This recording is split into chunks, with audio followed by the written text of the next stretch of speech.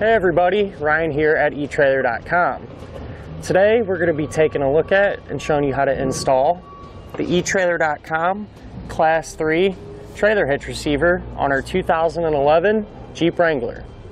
Now one thing I really like about this hitch is that it's going to stick out a good ways past our rear bumper, and that's going to help with clearance. So any folding accessories that we might be using, we shouldn't have any issues when folding them up in the upright position. Now what kind of sets the eTrailer hitches apart from many of the others is its matte black carbide finish.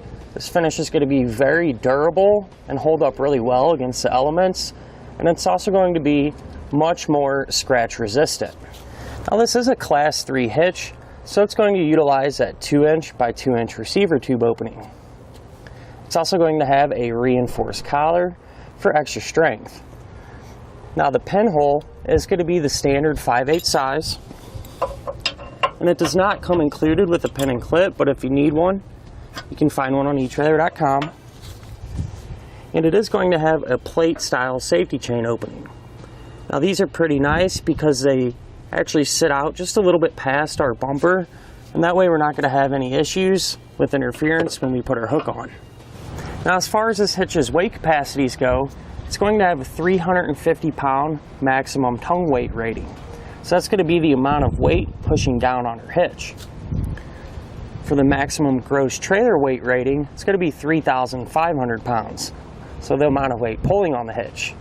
And that's the weight of your trailer plus anything you might have on it. Now it can be used with the weight distribution system, and if you're using one of those, your weight capacities do increase.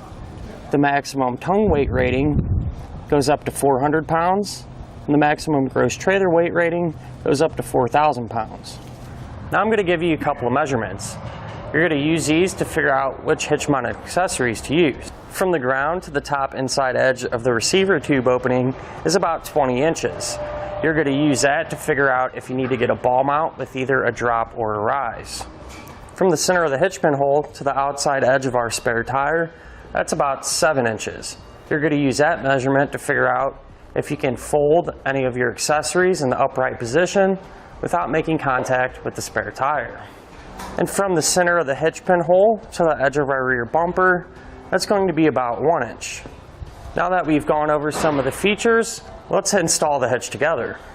To begin our installation, I'd first like to point out our attachment points that are going to hold our hitch into place. Right behind the rear bumper, there's going to be a square tube. We're going to use the 4 holes that are in it. The one here, here, here, and here.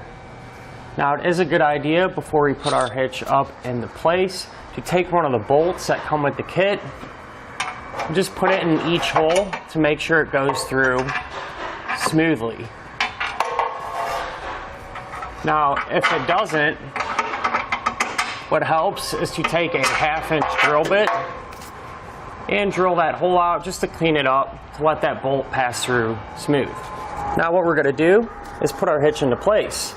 It's going to fit around this square tube, and just make sure that the holes in the hitch line up with the holes in the tube.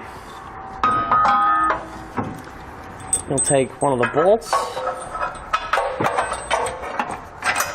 and pass it through. Now the hardware that's going to hold it into place is our bolt and a flat washer. So before you put your bolt through, make sure you put the flat washer on it.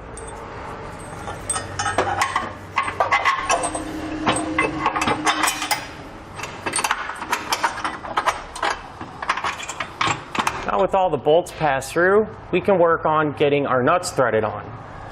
Now since there isn't a whole lot of space to work with, what I like to do is actually pull the bolt back just enough to be flush with the hitch. And then I'll take one of the nuts and put it in a 3/4 inch box wrench like this. Then actually use a piece of packing tape to tape it to the wrench. That way it'll stay in place. And now you can slide this up there and line it up with the bolt. Then you can just turn the bolt by hand to get it started.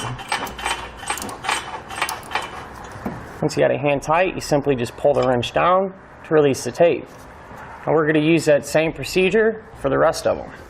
Now with all of our hardware hand tight, we can go ahead and snug it on down. Put a 3/4 inch box wrench on this side. Now I'm going to use a 3/4 inch ratcheting wrench on this side.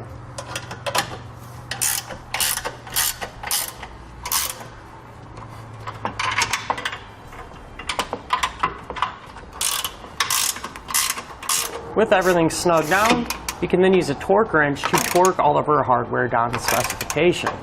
Now you can find that torque spec in your instructions.